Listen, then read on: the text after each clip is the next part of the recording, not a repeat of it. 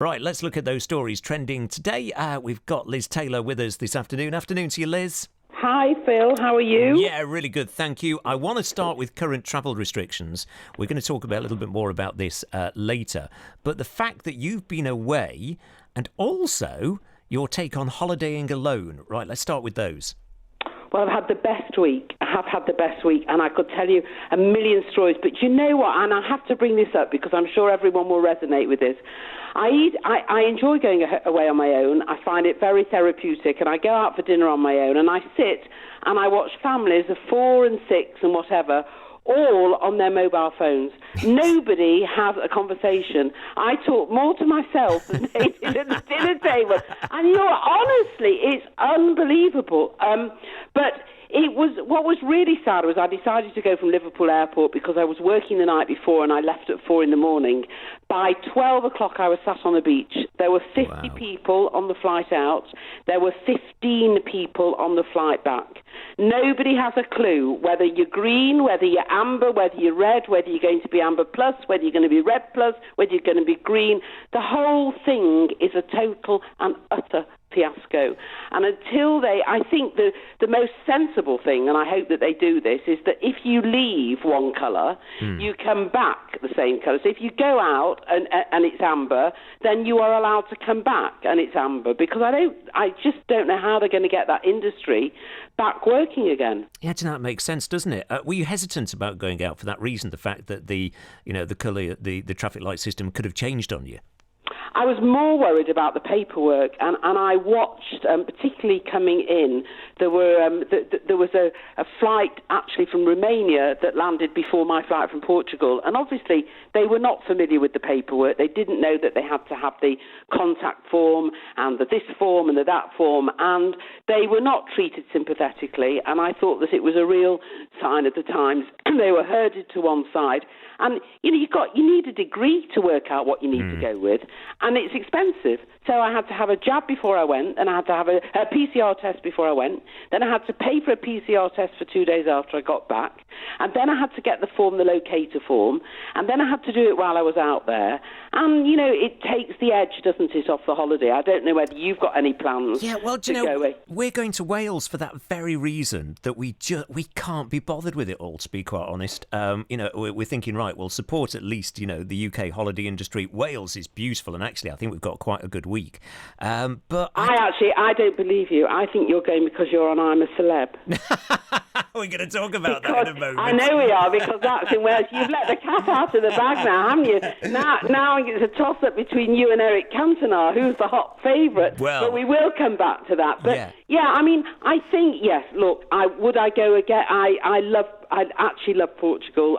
When I travel alone, I go to Portugal and I go to Turkey, and they're my safe places that I recharge. And the events industry, is just flying back at the moment. And I needed to I'd had 18 very, very intense months, so it was great. But it is. It's not relaxing at the best of times travelling. Everyone wants to be at the front of the queue, and then, you can't queue for the loo, so you've got to cross your legs for 2.5 hours, and you've got to wear a mask. I mean, it's a little bit like the Silence of the Lambs, but hey-ho, that's the way it is. And, I'm more impressed about the fact you holiday on your own. And this is entirely down to me, and it is my problem, but I can't do anything on my own. I can't go to the cinema, can't go to the theatre, couldn't sit in a cafe bar on my own. I'm just terrible at doing things on my own.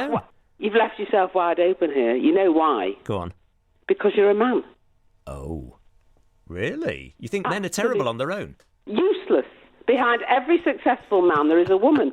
They're absolutely useless because, you get that whole thing. I've had many years going away with my husband, and at first I was terrified doing it on my own, but I haven't got... Where's my T-shirt? Where should I put my dirty washing? What time? I love it. I get up, I go to the gym, I go and have my breakfast, I go down to the beach. The only challenge that I had, and there's definitely something to this, I couldn't put cream or oil on my back. You've got to be a bloody contortionist. So what I did a deal with the guy who did the beds on the beach, and I said, look, I'm not coming on to you, but you're going to have to put oil on my back. I'm sure he was delighted. I'm sure he loved it. Some pluses, yeah. That. Next time, Liz, take a spatula. I'm just saying. Right, I'm a Celebrity. It's coming back to North Wales. I won't be going in there, but it's back in the castle. Do you think it worked last time? Well, listen, it's a great. Everyone loves it. I think it's far more glamorous overseas, but I think it did work, and I also think it's quite nice to bring it back, maybe to basics a bit. Listen, never mind the destination. Have you seen who's going? Well, I've seen the list of people who might go in. I mean, I think this is the producer's dream list. Whether they'll quite actually get these people in there. Well, for me, Cantona, now I've met Eric Cantona because I used to do all the United Cup final passes, and he is the hottest, most really? lovely man. Yeah. So I'm debating whether to go and actually sort of, work behind the scenes or open my black book and see if somebody can get me out there. And then you've got the guy, the bagger, from RuPaul's Drag Race. He's going to be a scream. Katie Price's ex-husband. I mean, that's all going to be censored, isn't it? Jenny Ryan from The Chase. Oh, really? Yeah. Okay, that'd be interesting. Yeah. Richard Arnold from Good Morning Britain. I mean, he's going to be a laugh a minute, isn't he? We're slowly pecking down the order here, aren't we? We started quite high there, and we're at Richard Arnold. It was all going so well, wasn't it? Listen, Liz, we'll talk more in a couple of minutes' time. We're going to talk about the Pingdemic and the Olympics. We've got to bring you today's update. It's just gone 4:30. BBC Radio Manchester. I tell you what, Liz, you have started a whole debate in our office talking about whether you'd go away on holiday on your own. It's a great subject, isn't it? Have you found... Listen, I've got 4 pages. I mean, there's some quite rude stuff, so I can't actually share it with you on air. But it's actually very, very funny because it's interesting when you sort of look at it introspectively, if that's the right word. Yeah, we should have a vote. Who will and who won't? Yeah, it's an interesting one, isn't it? You'll never go away with anyone else again if you go away on your own, ever. The closest I've come was that I met some friends in Marbella once, and I flew out to them and then flew back on my own. And I kind of liked that. I liked the fact that it was down to me to find out, which gate the plane was coming from, and How old were you then? Oh, it's only going back about 10 years. So I kind of enjoyed it, though. I enjoyed, being on the flight, and I got a front seat, and all the air hostesses were talking to me, and it was just quite a nice experience, actually. But I know, and also people feel a bit sorry for you. Well, people are very intrigued by people travelling on their own, and so it's quite nice, and you imagine what they're thinking. It's very funny. Anyway, listen, I love it. I've been doing it for a while now, and I don't have to answer to anybody. Good on you. Right, this is events planner Liz Taylor, who's looking at the stories trending today. Can we talk about the Pingdemic, which continues to cause all sorts of problems? Well, I mean, in my industry, let me just give you an example. I have got an event a week on Saturday. I've got a band flying in from France. And I've been back and forth like a yo-yo with what I can and can't do. But I now have to fly them in 10 days before, pay for them to be isolated, pay for 3 PCRs in order for them to perform. If any of them get pinged, then they can't come. So the money that's been invested has been lost. It's a total fiasco. And I've had staff off who've been pinged. I mean, I think the problem is that I actually don't believe in the whole pinging thing. I think that if you are with somebody that tests positive, you go, you get a test. There are so many places that you can get free tests, and there's no cost implication. And you're sensible. You have the lateral flow. And I think that we should be able to make our own decision. The government have done what they can for the last 18 months, but otherwise we're going to be living in Pingland. It's going to be horrendous. Well, I have to say, lateral flow tests have overtaken the app for me in that, because I'm coming into work on a daily basis, obviously a lot of people in the office. I then work in Rob, my partner's shop, on a Saturday. I just like to make sure that I'm okay. So every day I just take one of these lateral flow tests. We ended up paying for some of them. And, thankfully so far everything has come back fine. And to me, that is more reassurance than if I got a notification on my phone and, I could have been walking past somebody whose phone had been alerted and I could have therefore been alerted myself. I just... That technology hasn't really worked for me.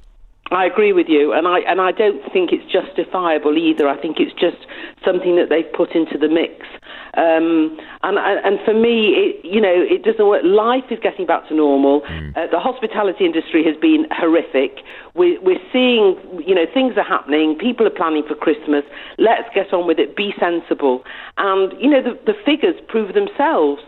There is a lot less in hospital. There's a lot less deaths. It's going to be here with us for a long time, as the flu has been.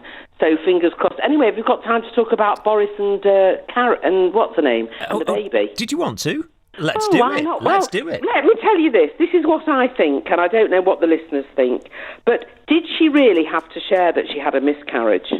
Was it really necessary for us to see on the headlines over the weekend a rainbow baby? Having a miscarriage is traumatic. My elder daughter had to give birth at 21 weeks to a little baby girl, and we didn't really. Well, I've shared it now, I suppose, but we didn't share it. But what's the point? And then on the page 3 of the Daily Mail, it has that Dylan the dog's being neutered. Well, I've got to tell you, who do you think should be neutered? He's got about 8 children. I'm going to leave it there, Liz, because there is no comeback line after that. Oh, bless her, I love her. Liz Taylor, event planner, looking at the stories which are trending today.